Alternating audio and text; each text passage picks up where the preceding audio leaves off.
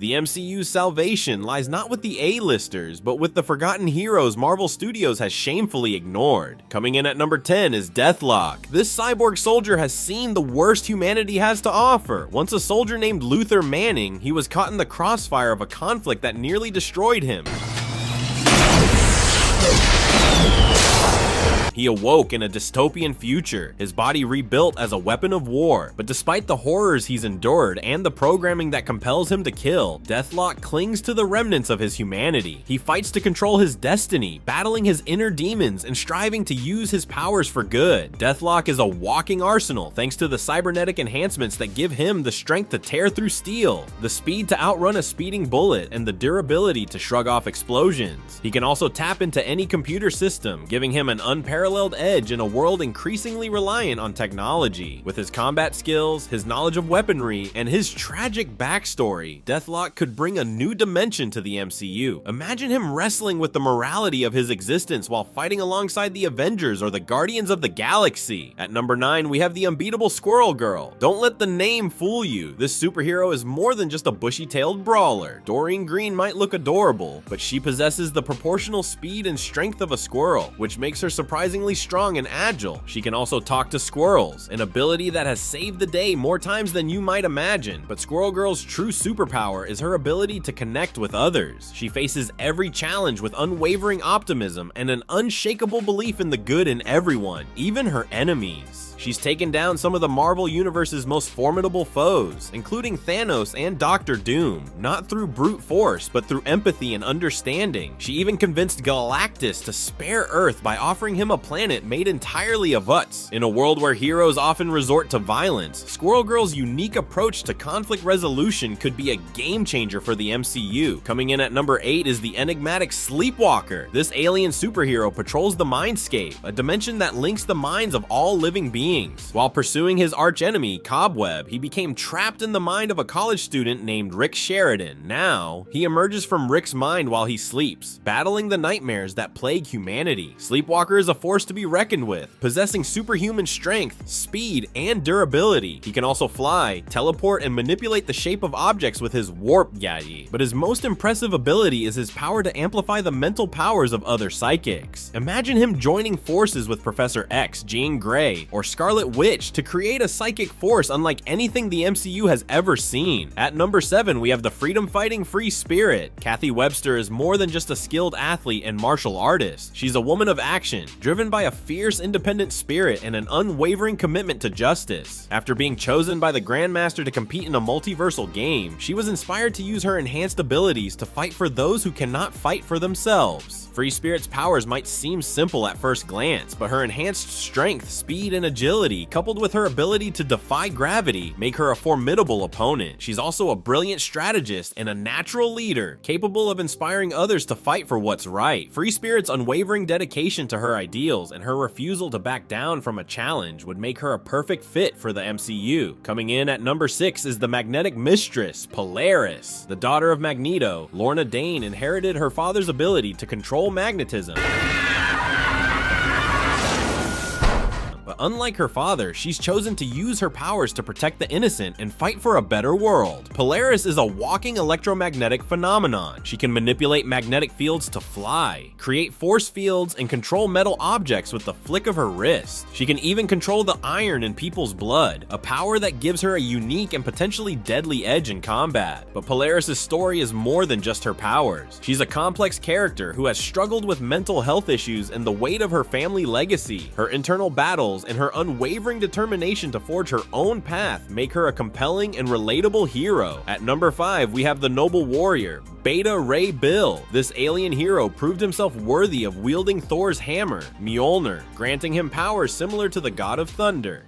But Beta Ray Bill is more than just a Thor clone. He's a noble and honorable warrior with a strong sense of duty and a tragic past. Beta Ray Bill's people, the Corbinites, were facing annihilation. To save them, he underwent a radical transformation, sacrificing his own body to become a cyborg warrior. Now, he travels the cosmos in his sentient warship, Scuttlebutt, protecting the innocent and battling the forces of evil. With his unique design, his impressive powers, and his compelling backstory, Beta Ray Bill could bring a visually stunning and emotionally resonant presence to the MCU. Coming in at number 4 is the powerful psychic, Moondragon. Heather Douglas is one of the most formidable telepaths on Earth. She can control the minds of others, manipulate matter with her thoughts, and even fly. But her journey has been fraught with challenges and inner turmoil. Moondragon's powers are truly formidable, but she's also a complex character with a troubled past. She's walked a fine line between heroism and villainy, struggling to control her immense abilities and overcome her arrogance.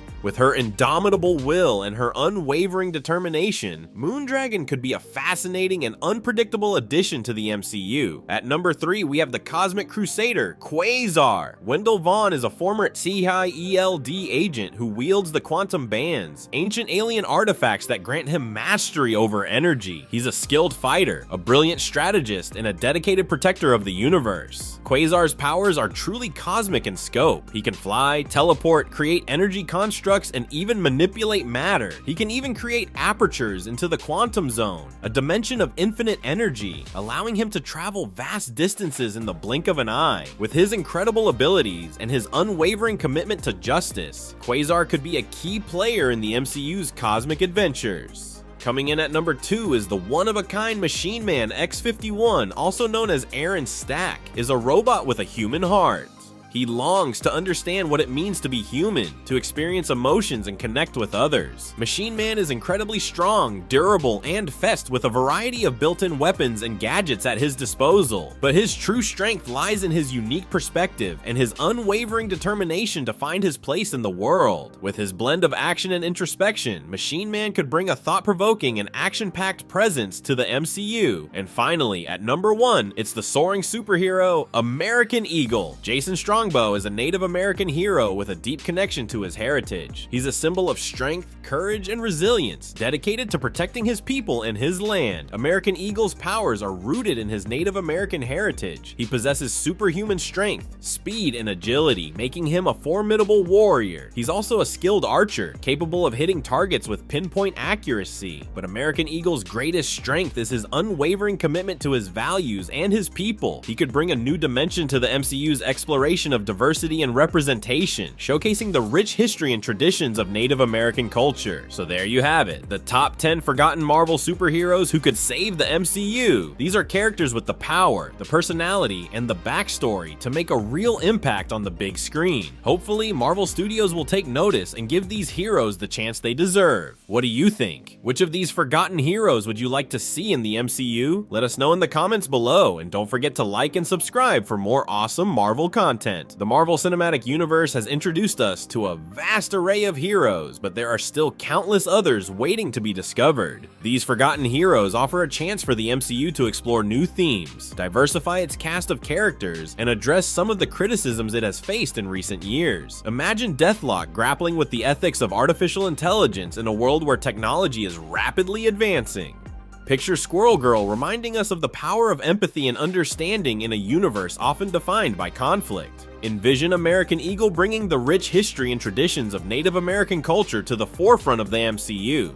These characters could appear in a variety of upcoming projects. Perhaps Deathlock could join the Thunderbolts, a team of reformed villains and anti-heroes. Maybe Squirrel Girl could make a surprise appearance in the next Spider-Man movie. Or perhaps American Eagle could team up with Echo, another Native American hero, in her upcoming Disney Plus series. The possibilities are endless, and the future of the MCU is bright with the potential of these forgotten heroes. Number 10, Doctor Doom. I love Doctor Doom, he just looks so cute, but of course this is still a Doctor Doom alternate, so I imagine they're still quite menacing. Doctor Doom is just what he sounds like, an anthropomorphic duck who also happens to have a similar appearance and attitude to Doctor Doom of Earth 616. He makes an appearance as an adversary in the first issue of Peter Porker, the Spectacular Spider-Ham. Being a cartoon version of Doctor Doom, aka Victor Von Doom, Doctor Doom also hails from the reality of Spider-Ham's Earth 8311. We also learn in his first appearance that against his own will or his own interests, Doctor Doom happens to be a well-liked rock star, becoming famous against his wishes. He was trying to create his own rock group and make money off of them, but instead he ended up in the limelight despite his protests. Number 9. Killer Kravinoffs. The Killer Kravinoffs are the grandchildren of Kraven the Hunter from the dystopian post-apocalyptic reality of Old Man Logan and Old Man Hawkeye, Earth 807128. With Kraven no longer around to hunt, in his place are his grandchildren. There are 3 of them, but only one ends up actually getting a name. Sadly, their existence in the comics is short-lived for how cool they look and should be as descendants of Kraven. They only appear in one issue of Old Man Hawkeye, showing up in issue number 4. They run into Marshall Bullseye there and actually end up getting killed by him. And friends, before we move on to the next spot, if you are loving this list and you want to learn about even more alternate villains, there are so many alternate Spider-Man villains I could tell you about, so be sure to hit that like button. Number 8. Karn. Karn ends up becoming the Great Weaver, an ally to the Spider Totems in the end. Spider Totems are spider-like superpowered beings who actually receive their powers through fate rather than circumstance, as we were initially led to believe with heroes like Spider-Man. Karn was a member of the Inheritors, a coven of energy vampires who feed on various animal kingdom totems such as the spider variety. Spider Totems.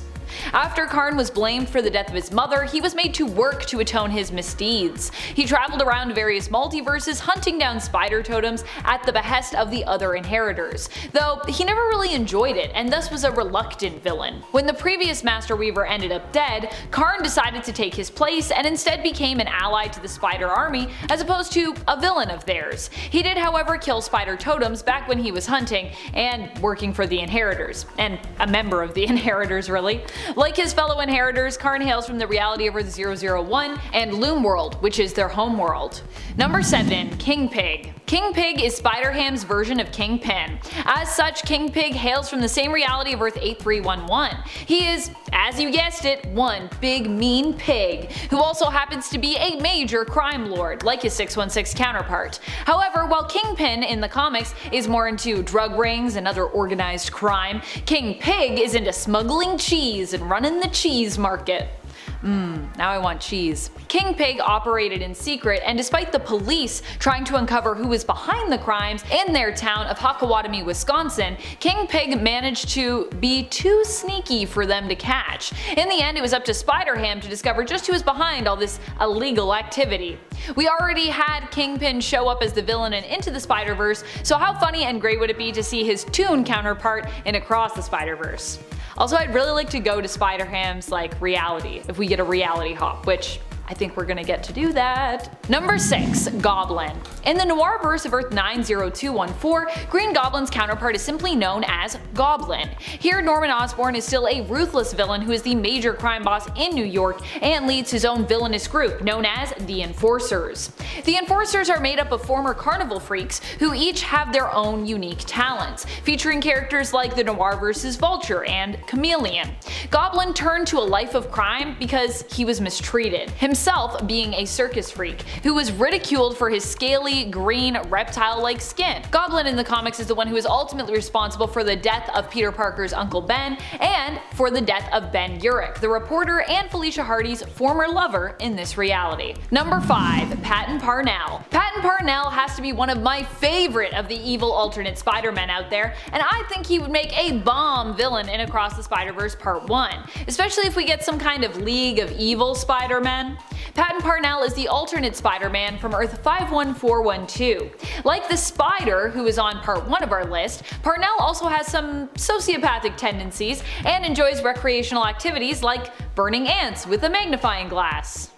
He ends up becoming a Spider-Man in a more literal sense, becoming a spider-like monstrosity who is also capable of laying eggs, as his Uncle Ted, who also appears to mistreat young Patton, finds out. Rather than Patton Parnell having an origin story of fantasy and heroism, his origin is basically more like a horror story, where Patton ends up as a murderous, monstrous, spider-like villain who develops a taste for human flesh and terrorizes his next-door neighbor and crush, Sarah Jane. Number 4. Tyler Stone. We talked about Alchemex, the villainous future corporation, on the Part 1 to our list, and even an alternate video game reality where Peter ends up as the man behind that corporation, but we have yet to focus on the vice president of Alchemex's R&D department in the main 2099 reality of Earth 9 928, Tyler Stone. Tyler Stone is not only VP of Research and Development at Alchemex, but also is secretly Miguel O'Hara's biological father. Tyler Stone had an affair with the wife of one of his employees, Conchata, who is Miguel's mother. Miguel doesn't learn until later on that he is the son of Stone, and ends up on the staff of Alchemex, working as a brilliant geneticist for them. When he tries to leave, however, it is Stone who slips him the highly addictive drug only made by Alchemex known as Rapture, to prevent him from leaving. Fortunately, Miguel manages to free himself via experimentation, which also gives him spider-like powers and abilities, becoming Spider-Man 2099. Number 3. Spider Carnage. Similar to the Spider on part 1 of our list, Spider Carnage is another evil alternate version of Peter Parker, or at least he thinks he's Peter Parker. Spider Carnage came into being following Miles Warren cloning Peter. In this reality, Peter lost his Uncle Ben and later also his Aunt May, which left him completely brokenhearted. His state of mind was only made worse when he was made to believe the version who had escaped Miles, dyeing his hair blonde and taking up the name Ben Reilly, might actually be the true Peter Parker, with Peter potentially being the clone. This revelation filled Peter with hatred for Ben, and would later fuel the bond he had with the Carnage symbiote, who entered his world via an interdimensional portal during a time when Peter fought Ben. His rage and the symbiote turned him into a villain known as Spider Carnage, and his plan was to destroy all realities across the multiverse. This version of Spider Carnage appeared in the 90s animated Spider-Man television series. Number 2. Red Goblin. Red Goblin isn't necessarily an alternate variant considering he is the main reality 616 Norman Osborn, but Superior Spider-Man is also technically Earth 616's Otto Octavius, and I counted him last time without much complaint, so I figured we could put Red Goblin on this list and it should be fine. Red Goblin is a villain that comes from a period in Marvel Comics where a depowered Norman Osborn ended up getting his hands on the Carnage symbiote and convincing it to bond with him, with both of them bonding over how they enjoyed hurting and tormenting people. Yikes. The Carnage symbiote also helped to cure Norman Osborn of the antidote that was blocking him from using the Goblin serum to regain his previous power set. So this version comes with both the powers of Carnage and those of Green Goblin. Plus you get the brilliant and twisted minds of Norman and Carnage combined. Who doesn't want Red Goblin? He's such a cool villain. Put him in Across the Spider-Verse! Number 1. Evil Spider-Man Army. With the potential for characters like Patton Parnell, Spider Carnage, Earth 65's Lizard, Ultimatum, Superior Spider-Man, The Spider, and Peter Parker 2099 to show up, it seems plausible that we could get a whole Evil Spider-Man Army, or Evil Spider Army, in Across the Spider-Verse. I don't know about you, but I'd love to see some Evil Spider-Men team up to take on the heroic Spider-Folks we've come to know and love from the previous film and beyond in the comics. I think that would be super cool. The reality is, in the multiverse, we don't even need an external threat. The threat could simply be Spider-Man himself, considering there are so many great evil possibilities that appear throughout the catalog of Marvel's multiversal realities. Number 10. Alchemex. Alchemex is the villainous corporation that exists in the alternate future of 2099, Earth 928. It is where Miguel O'Hara once worked and came up with the procedure that would ultimately grant him his powers. He was a brilliant geneticist that worked for Alchemex, but didn't like that he was being pressured to rush along his research and begin trials that he believed were unethical. When Miguel tried to leave Alchemex after a test subject died from the procedure, the CEO, Tyler Stone, attempted to prevent him from leaving by getting him addicted to a drug only Alchemex produced, called Rapture, which is also apparently a highly addictive substance, so not so great for Miguel. Fortunately, Miguel would end up curing himself, getting spider-like powers, and end up escaping Alchemex, at least for the time being. Alchemex and Stone, however, weren't willing to let him escape so easily, and they would continue to pursue him. It's possible Alchemex could end up being the main big bad of it all in Across the Spider-Verse Part 1, and maybe Part 2, and however many other parts there will be. Number 9. Vulture. While I imagine we will get to see some of Miguel O'Hara's villains as we head to the future of 2099, I would also love it if we get to meet some of Spider-Man Noir's as well. In the reality of the Noirverse, Earth 90214, Vulture is actually a terrifying villain who Spider-Man Noir also has a pretty personal vendetta against. In that reality, Vulture is the one who is personally responsible for killing Peter's Uncle Ben. He was ordered by the Green Goblin of the Noirverse to do this, but still, he was ultimately the one responsible responsible. Vulture here is a carnival geek. That is a person who travels around with a carnival and, not having any particular skill sets of their own, usually performs by biting the heads off of live animals. Vulture went down this road and ended up with a very acquired taste for human flesh. As such, he devoured Peter's Uncle Ben. Later on, Spider-Man Noir would kill the Vulture for what he'd done, when he later attempted to kill his Aunt May. And friends, before we move on to this next spot, if you are loving this list and you want to learn about more amazing multiversal villains and just, spider villains in general, be sure to let us know by giving this video a thumbs up. And let us know if there's anyone in particular you want to learn more about. Number 8.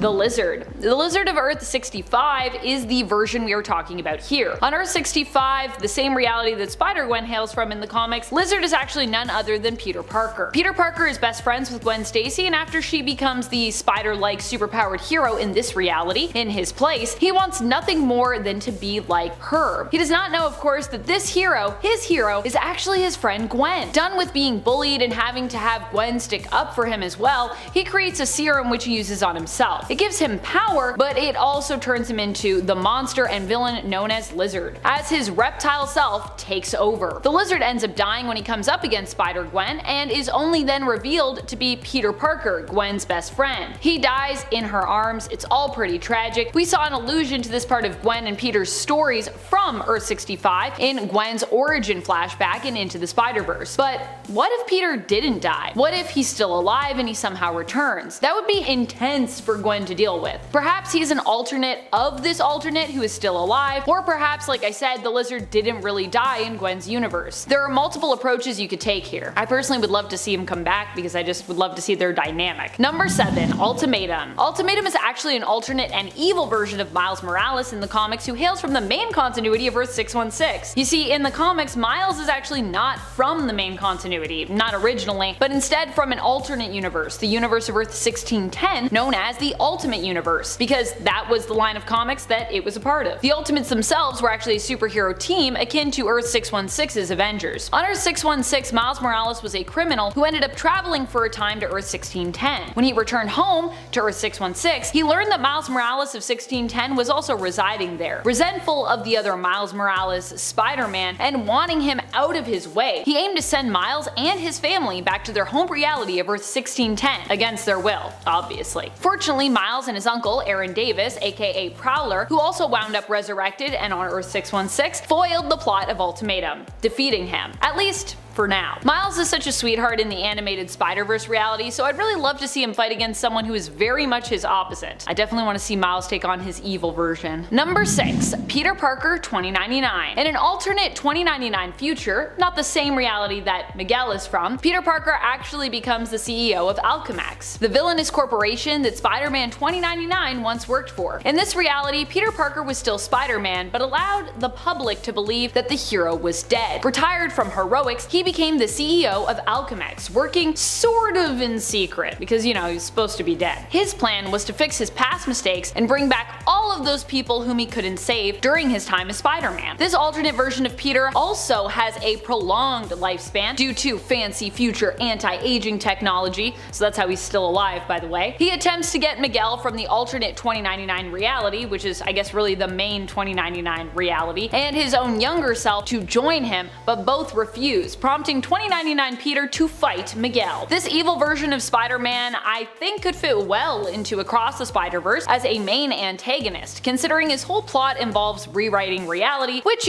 could potentially affect and threaten the entire multiverse. 2099 Peter Parker comes from the Spider-Man video game Edge of Time, where he was revealed as the main antagonist. Or well, he ended up kind of being the main antagonist I guess at the end of the game. Also, while Edge of Time wasn't well received, and I know that, the story in general was praised. And I think the story is pretty cool, so yeah, that's just my 2 cents. Number 5. Superior Spider-Man. Superior Spider-Man is a version of Spider-Man who is also Dr. Otto Octavius. Let me explain. Back in the 616 comic book continuity, Otto is basically dying and manages to trick Peter into a body swap scenario. While Peter is trapped inside Otto's failing body and dies, Otto lives on in Peter's body as Spider-Man. Superior Spider-Man to be exact, because this is Otto, so he's like, I'm gonna be the best Spider-Man never. Peter would eventually return, and Otto would also go back to his usual Doc Ock appearance and his hijinks, but for a time, he was the Spider-Man of the 616 reality. He's done good and bad things before in the comics, and ended up accidentally bringing back the Inheritors after they were defeated the first time in Spider-Verse. Oops. Superior Spider-Man, while known for being a villain, is also like an anti-hero, so we could really see him in either light were he to show up in Across the Spider-Verse Part 1. But yeah, he's been a villain and a hero, so I figured I could still count him as a villain for this list. I just really want Superior Spider-Man. I think a lot of us do. Number 4.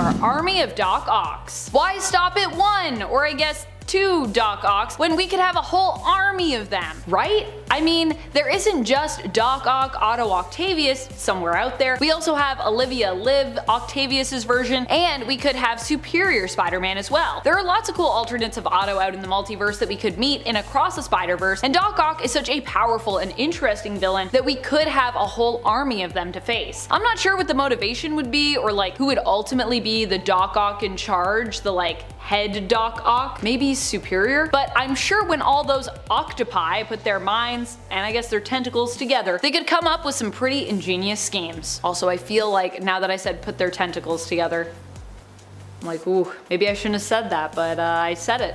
And you know what? Sometimes you gotta be like all tentacles in and then get your mind out of the gutter. Number 3, the Spider. The Spider is one of the worst alternate versions of Spider-Man we've ever met. He is super evil and is basically a version of Peter Parker that is combined with Cletus Cassidy. This alternate version of Peter Parker has red hair and was born a sociopath, because I guess everyone that has red hair is a sociopath. I don't know. I don't understand that connection, but you know, people with red hair, apparently they have no souls. He possesses a dark sense of humor and enjoys causing pain to others. He first showed up in the Exile series and hails from Earth 15. Like Carnage on Earth 616, he revels in hurting others. He possesses a symbiote very similar to Carnage, although it is actually known as the Spider symbiote instead of the Carnage symbiote in this reality. What could be cooler than seeing Miles and the rest of the Spider Army take on an alternate and evil version of Peter Parker? Also, Let There Be Carnage did well at the box office, right? I'm pretty sure it did. So wouldn't it make sense to have some kind of version of Carnage show up here? And this is like both. It's like a Spidey and a Carnage together. Number 2, Morlun. I'm actually a really big fan of Morlun, even though I feel like he's not really everybody's cup of tea. He's my cup of tea. I like the fact that he's a Victorian-style energy vampire from an alternate past. Morlun feeds on the energy of spider totems, hunting them down and feeding off of them. He is extremely powerful by himself and is sometimes not even just a one energy vampire kind of deal. So sometimes if you're facing Morlun, it's not just Morlun you're facing. Morlun is proven to be a hard foe to beat, especially because he rarely stays dead for long and usually shows back up to torment Spider-Man and taunt him, often threatening that he will be his end. Morlun is also the guy who ate Spider-Man's eye that one time when he was on the brink of death, plagued by a mysterious ailment. Number 1, the Inheritors. The Inheritors are the rest of Morlun's crew and family. They are a powerful energy vampire clan which hunt down various totems and consume them. Because yeah, there aren't just spider totems out there apparently, there's lots of other totems. Spider totems, by the way, if you're confused by what that means, are basically spider folks from across the multiverse who are destined to end up being connected to the spirit of the spider, either possessing powers related to spiders or some other important connection, which generally gives them purpose in their life. The Inheritors ended up getting control over the Master Weaver, thereby turning him into an enemy of the spider totems, even though that wasn't his intended purpose to begin with. They used the Master Weaver's knowledge and power to travel the multiverse and hunt down spider totems within it. The Inheritors are generally led by Solus or Morlun, and their members have included Verna, Genix, Karn, Bora, Brix, Dora, Deimos, Malos, Mortia, Namura, and Thanos. And I probably said some of those wrong, so sorry about that. And it's N Chameleon.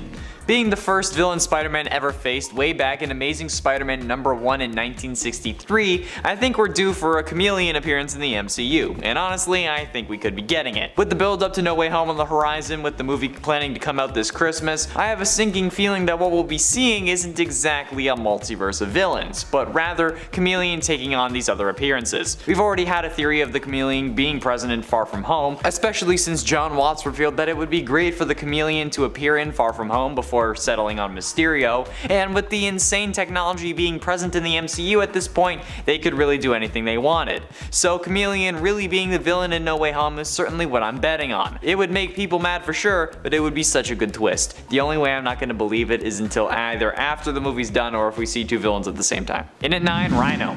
First appearing in Amazing Spider-Man number 41 from 1966, the Rhino, otherwise known as Alexei Setsevic, underwent an experimental procedure that gave him an artificial skin and super strength. While not being the brightest or the sharpest tool in the shed, we have already seen a version of this character on the big screen during the final moments of the Amazing Spider-Man 2, which means that we may actually see him in the next Spider-Man MCU movie, if this actually does turn out to be the multiverse and not the Chameleon. However, if we do end up seeing a true MCU version, I'd rather have one closer to the original or the Spider-Man Sony video game rather than the mechanized one we see in Amazing Spider-Man 2. Just personal preference. Not everyone can have outstanding technology, right? Plus, the mech version is more along the lines of the Ultimate Universe, and after that whole Wanda Pietro thing, I'm staying well away from that. And at 8, Hobgoblin. Being introduced in Amazing Spider-Man number 238 in 1983, the Hobgoblin was inspired by the work of Green Goblin and has been a moniker used by a few individuals, including the original Roderick Kingsley, followed by Jason McIndale during the late 80s and 90s, and after that Phil Urich. The character also made an appearance in the 1990s Spider-Man animated series and actually appeared before the Green Goblin made his debut in that show. With No Way Home introducing the Green Goblin to the MCU, and Willem Dafoe's Green Goblin no less, the potential for someone to be inspired by him is present, and if Norman ends up leaving his glider behind, Hobgoblin would have an easy time either stealing it or acquiring it and using it for his own nefarious means. Hobgoblin honestly used to freak me out as a kid. I can't quite remember why, but either way I'd love to see an adaptation of this character appear in the MCU facing off against Tom Holland's Spider-Man. It would also give him his own unique goblin since Tobey already got the most iconic one. And it's 7, Spider-Side. Spider-Side is a more obscure and odd Spider-Man villain that I still think would make a great addition to the MCU. Being first introduced as Spider-Side in New Warriors number 61, this version of Peter Parker is one of the clones made by Dr. Miles Warren, which is an entirely separate villain that could also appear, but I'm sure they would explain this away with someone remembering Mysterio revealing Peter's identity and then gaining a DNA sample. What's notable about Spider-Side, however, is not only him having all of Spider-Man's powers, but also the ability to stretch and warp his body at will, similar to Mr. Fantastic, which could be another way to introduce the Fantastic Four to the MCU as well. Spider-Side is also definitely deadly, helping Jackal to release a virus in Springfield, Pennsylvania, resulting in the deaths of over 2,600 people. Is it likely that this character will appear in the MCU? No.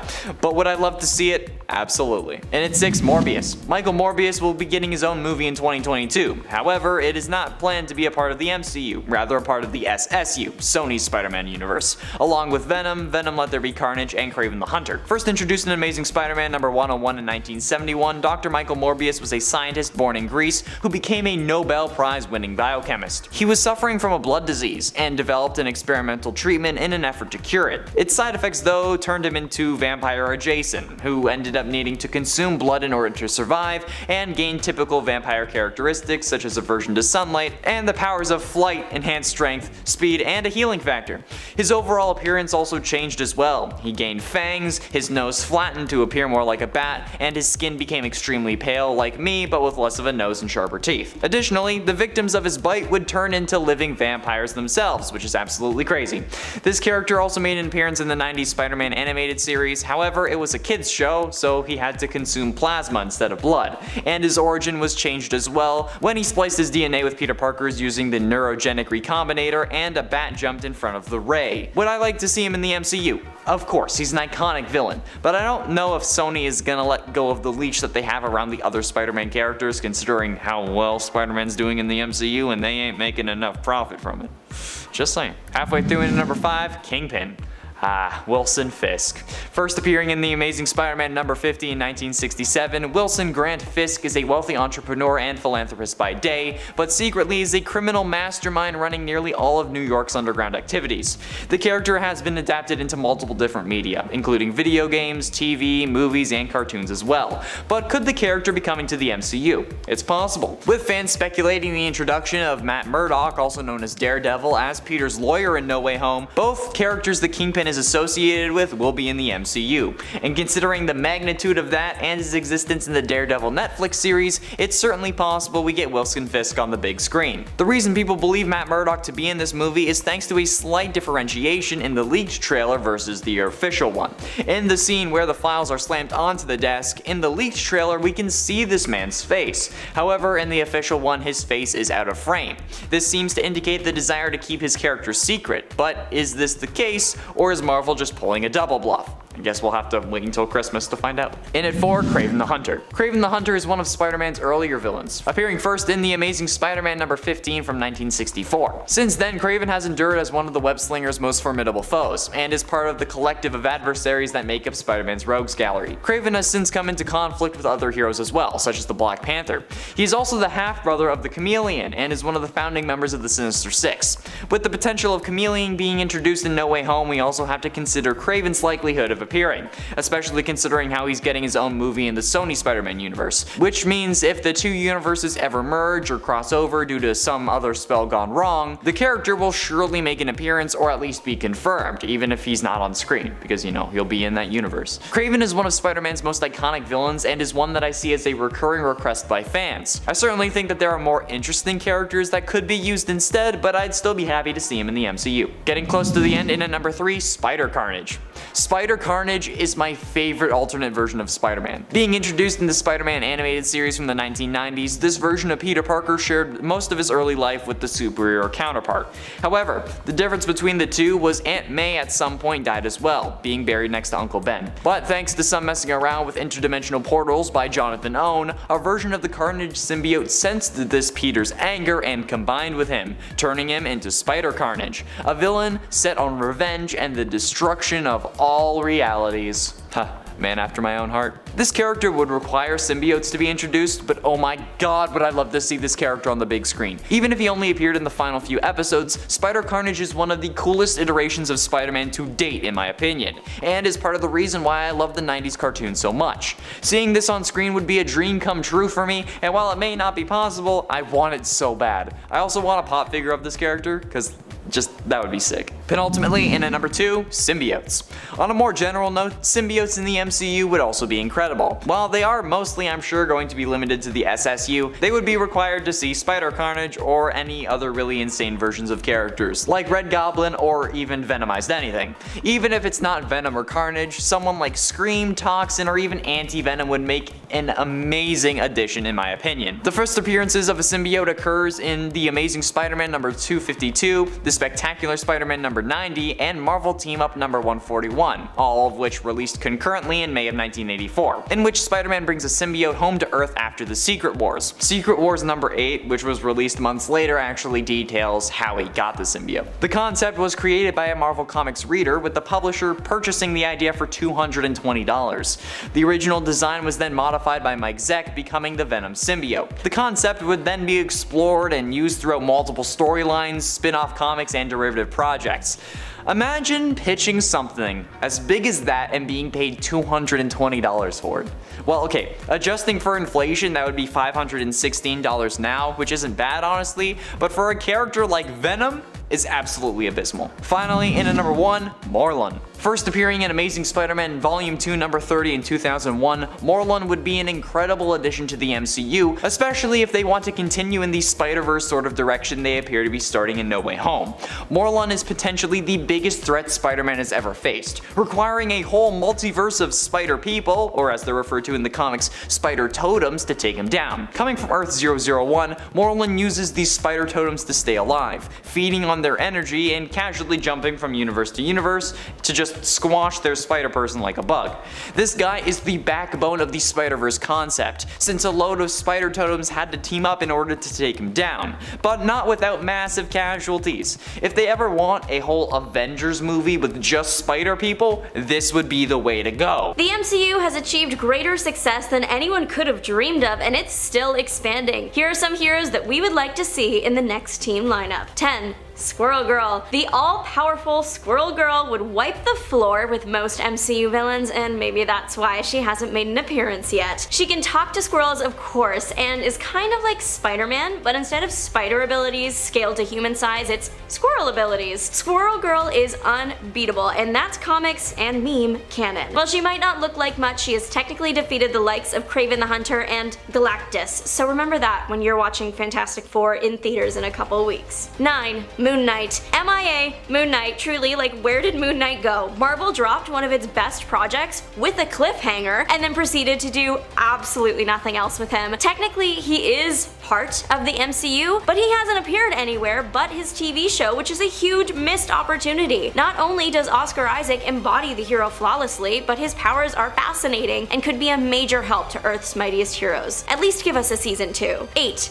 Blade. Is Blade joining the MCU? It seems even Marvel doesn't know that answer. The popular half-vampire vampire hunter was originally announced to be joining the MCU in 2019, almost 6 years ago. Mahershala Ali was cast as the hero, and he said that he's ready to go, so now the ball's in Marvel's court. Will Blade make his MCU debut, or is the project going to stay in purgatory? 7. Sleepwalker. If you know me, you're not surprised by this one at all. He might look scary, but this guy is 100% hero and deserves a spot in the MCU canon. Sleepwalker is an obscure Marvel hero from the 90s that never really took off despite his vast power and interesting background. Sleepwalker accidentally bonded to Rick Sheridan and could only come out when he sleeps. After human Rick panicked and stayed up for days because he did suddenly have an alien attached to him, the pair learned to work together and became the hero of their neighborhood and the universe at large. 6. Phantom X. Phantom X is the mutant man of mystery and could be the MCU's next big thing. He's a hilarious half-human, half-cyborg, but not the traditional way. His mom actually conceived him with a robot, and I would explain further, but no spoilers for the eventual movie. He also loves French culture and adopted a French accent that is audibly fake purely because he knows it annoys people. Box office success, I can feel it. 5. Alpha Flight. It's time to expand the MCU up to the north. Let's get some Canada in there. Alpha Flight is just the way to do that. Canada's official team of heroic protectors is full of interesting characters to develop. I mean, there's the twins, North Star and Aurora, separated at birth. The movie could be part like family drama, part exciting adventure, especially because North Star is an Olympic athlete turned superhero. Success is written all over this one. 4. Nova. Marvel is teasing the debut of one of their most underrated powerhouses ever, Nova. Nova is part of the Nova Corps, an organization already introduced in the Guardians of the Galaxy's movies, and there were rumors that Marvel was seriously eyeing the character. Nova's story of zero to hero has captured readers for decades, and I'm confident that it will also charm moviegoers if given the chance and budget. 3. Ghost Rider. It's time for Ghost Rider to make his MCU debut, especially after the Mephisto reveal in Marvel's Ironheart. Johnny Blaze becomes Ghost Rider after making a deal with Mephisto in the comics, and now that Sacha Baron Cohen has taken on that role, let's get Johnny in here. The character is wild and exciting and perfect for an MCU project. 2. Rawhide Kid. It's time to bring back a good old western flick, and maybe the MCU could help. Marvel has dozens of cowboys, but none quite like the adventurous, charismatic, and daring Rawhide Kid. Not confined to the days of the American frontier, Rawhide has jumped across time and has often brought modern heroes to his era too. The hero could redefine the MCU as we know it, and everybody loves a cowboy. And 1. Miles Morales. Miles Morales needs to join the MCU, and he actually might very soon. His uncle Aaron Davis already made an appearance in the first Spider-Man film, and now with all the Fantastic Four multiverse stuff, Miles might be less dream and more reality. Miles was introduced in the comics Secret Wars storyline, so could Marvel be planning to do the same in Avengers 6? Kicking off the list at number 10, Metallo. Making his first appearance in Superman Volume 2, Metallo, aka John Corbin, is a cyborg powered by kryptonite. Sounds scary already. He's one of the oldest and of course most dangerous villains to Superman, and plot-wise, I think he would make a lot of sense in a modern DCEU. Robots are doing backflips and parkour now as they deliver mail, so I'm sure it wouldn't take long for somebody to duct tape some kryptonite to it and so begin the most intense round of tag anybody has seen. John Corbin used to be a con man until a car crash fatally injured him. Good news is he was found by Professor Emmett Vale. Bad news is that Professor thinks that Superman was the beginning of an alien invasion, so he transformed John's brain into that of a cyborg powered by uranium.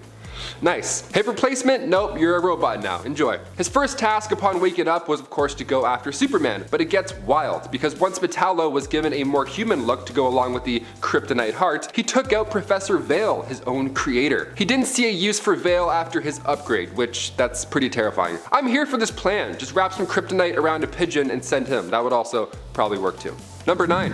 Bridgewater. His name is entirely different, but Bridgewater is the best translation we have. He first appeared in Superman Confidential issue 1. He was observing as Kal-El was launched towards Earth from that dying Krypton. He was a little too close to the action because after being caught in that explosion, Bridgewater was fused to a giant boulder made of kryptonite. So when he too arrived to Earth later, crash landed in Tibet, monks worshipped this physical form as a holy object. Of course, they're like the world's biggest gemstone, let's do it. But eventually, crime lord Anthony Gallo came along and wanted to control it. But Bridgewater used his powers to mentally control Gallo. How the tables have turned. He eventually met Superman in Metropolis, and that's when he offered Kal-El a chance to see his true heritage for the first time in his adult life. He explained his birth and what happened to Krypton to make it fall, but in turn, Superman now had to throw on a lead suit and fly Bridgewater's containment ore into the sun, finally freeing him from that prison. I can see Bridgewater being a villain for the most part of a DCEU film, and then in usual superhero fashion at the end, turns out he's just an alien in need. He was just misunderstood. Just a classic misunderstood alien like E.T.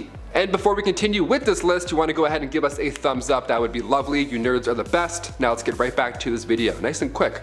There you go. Number 8. Cyborg Superman. Hank Henshaw made his first appearance in Adventures of Superman issue 465. He was a scientist, astronaut, and team leader of the Excalibur crew. He was joined on this LexCorp space mission by his wife and 2 others. But when cosmic rays get to the crew in space, their powers are actually quite similar to the Fantastic Four, only like nightmare versions. Terry, Hank's wife, was essentially the Invisible Woman, and then Hank has his face melting off of him. It's actually really gross. It actually ended horribly for everybody but Terry, believe it or not. Superman saved her, and the others, it was far too late. But in Adventures of Superman issue 468, it was revealed that Hank lived through, well, download. You have to back up your consciousness. He transferred his consciousness to LexCorp's mainframe, and then he took over NASA's equipment and then beamed his mind into the birthing matrix, the same pod that carried Superman from Krypton. So he's like mentally going through iCloud. He's like Siri from hell, basically. So he was able to travel the cosmos and eventually learn about local life forms and their history as well. So he was super smart. He eventually came to the conclusion that Superman was evil and needed to be stopped. Classic. I mean, also, I don't blame him. He's like laser beaming buildings. I too kind of think he should be stopped. He recruited Mongol and planned his revenge, but after Superman died battling Doomsday, Hank claimed to be Superman Reborn. He looks just like him.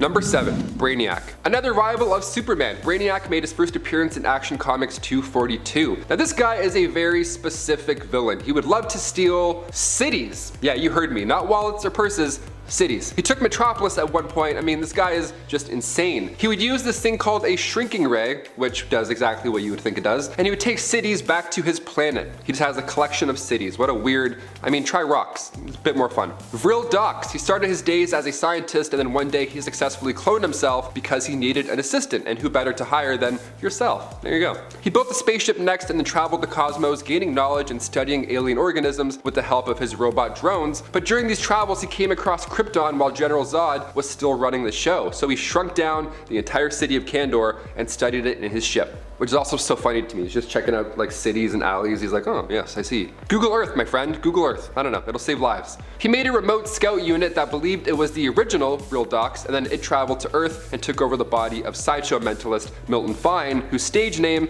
was, you guessed it, Brainiac. Number 6. Parasite. Rudy Jones. He first appeared in Firestorm Volume 2, Issue 58. He was once a janitor at the Pittsburgh branch of Star Labs, so naturally, he was involved in an accident that changed his life forever. Classic janitor in a comic book storyline. He's like, whoa, it's pretty wet here, and then he's like made of plasma. Classic. Darkseid remembered the Parasite who existed before Crisis on Infinite Earths when it was Maxwell Jensen, and he simply wanted Jones to become the new version of that. Under his influence, of course. He made Rudy open up a waste container thinking there was something valuable and awesome inside, but instead what he got was exposure to radiation, so he was changed into a bald, green-skinned, well, you guessed it, parasite. Absolutely.